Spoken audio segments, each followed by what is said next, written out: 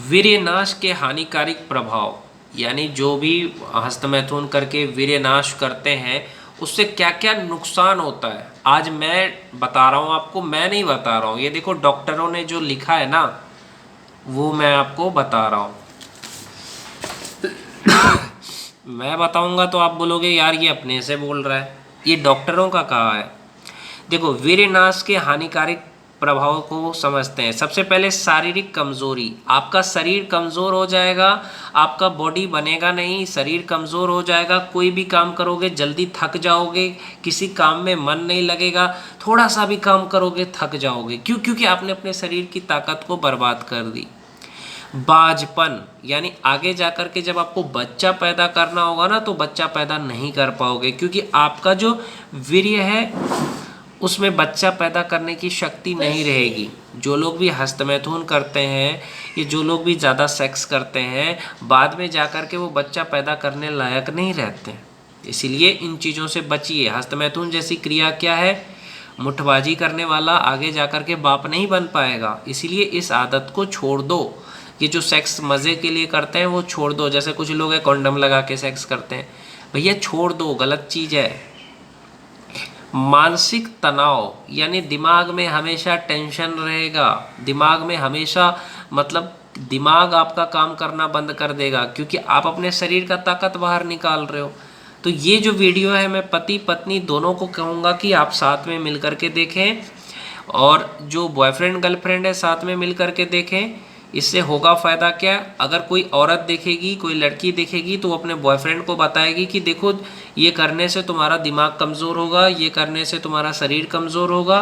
और संयम लाओ, अपने में भी संयम लाओ, अपने बॉयफ्रेंड में भी संयम लाओ, अपने में भी संयम लाओ, अपने पति में भी संयम लाओ।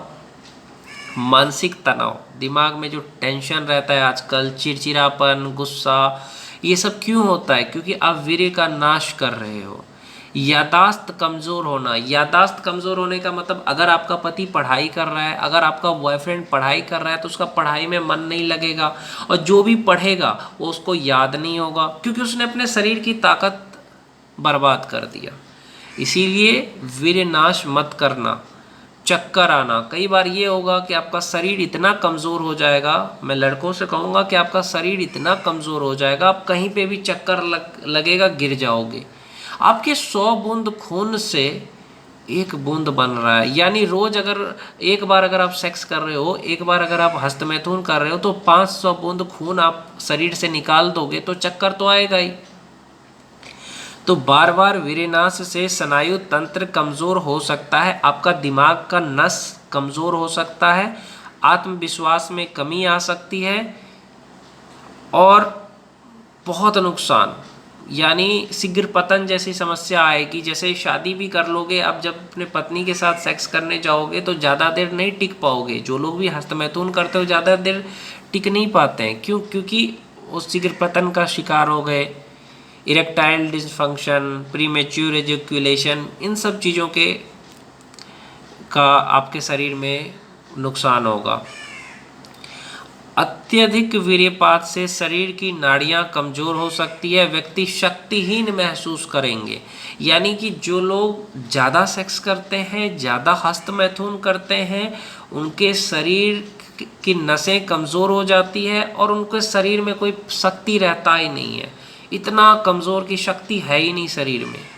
बाझपन भी हो सकता है, आगे जाके बाप नहीं बनेंगे, परिवार का सुख प्रभावित होगा, चक्कर आ सकता है, नकारात्मक सोच आ सकती है, यादाश्त कमज़ोर हो जाएगा, पढ़ने में मन नहीं लगेगा, किसी काम में मन नहीं लगेगा, नींद नहीं आएगी, भूलने की बीमारी हो जाएगी, आत्मविश्वास में कमी आएगी, जीवन में खालीपन लगेगा। इतना नुकसान है इसका कि आपके आँख और चेहरा निस्तेज हो जाते हैं, आँख के सामने, आँख के नीचे यहाँ पे काला धब्बा आ जाएगा, चेहरा का चमक चला जाएगा, आपका जो चेहरे का चमक है ना वो चला जाएगा, आपकी बुद्धि खराब हो जाएगी, तेज तंदुरुस्ती, बल, बुद्धि सब नष्ट हो जाएगा। थोड़ा सा परिश्रम करोगे हाँफने लगोगे, आँखों के सामने अंधेरा छा जाएगा, यानी आपकी आँखों की रोशनी भी कमज़ोर हो जाएगी। तो सावधान रहिए इन चीज़ों से। वीरनाश सर्वनाश है, इसके नुकसान से आपको बहुत नुकसान होगा। छोटे मोटे प्रयोग, उपवास, भोजन में सुधार करोगे तो ये धीरे धीरे ठीक हो जाएगा। बहुत नुकसान है भैया, बहुत नुकसान है। इसीलिए इन गलत आदतों को आप छोड़ दीजिए। इसका इतना नुकसान है कि आप सोच नहीं सकते हो, इतना नुकसान है।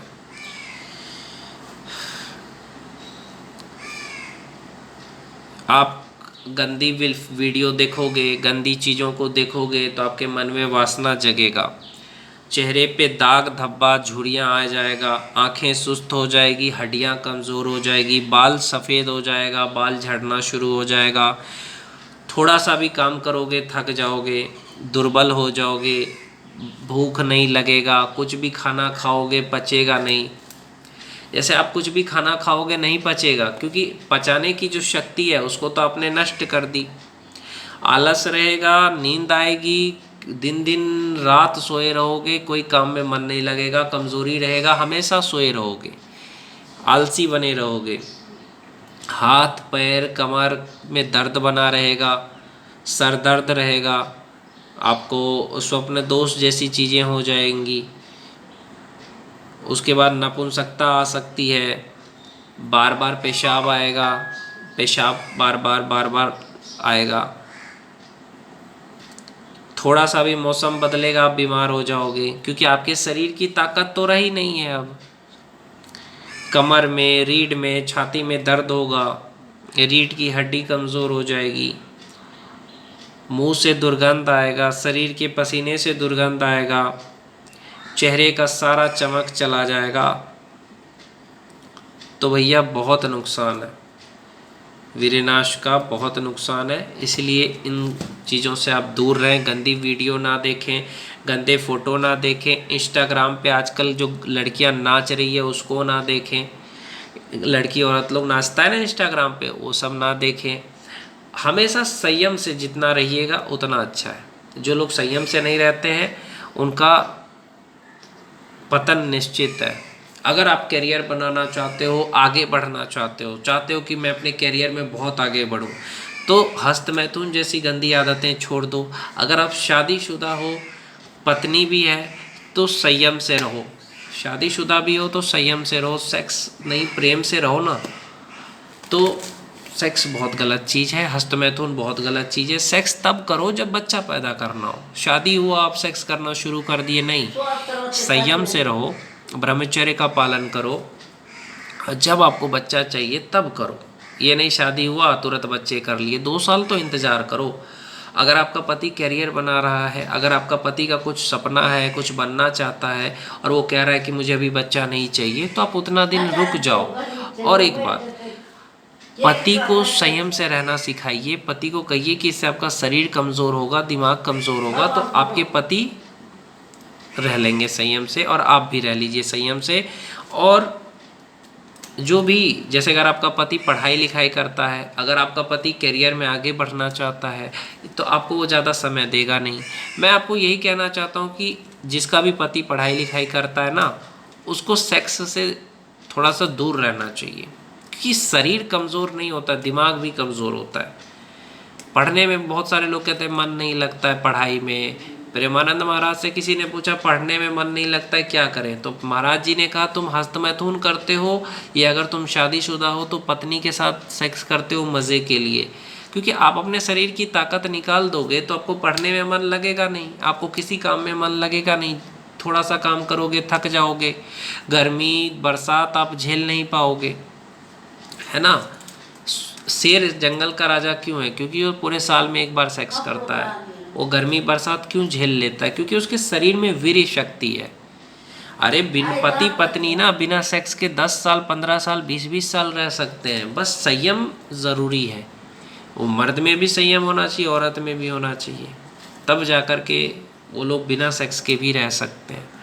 इस चीज़ का ध्यान रखें और ब्रह्मचर्य का पालन करें। ब्रह्मचर्य का मतलब होता है गंदी बातें ना करें, गंदी वीडियो ना देखें, गंदी चीज़ें ना सुने। संयम से जितना रहोगे उतना अच्छा है।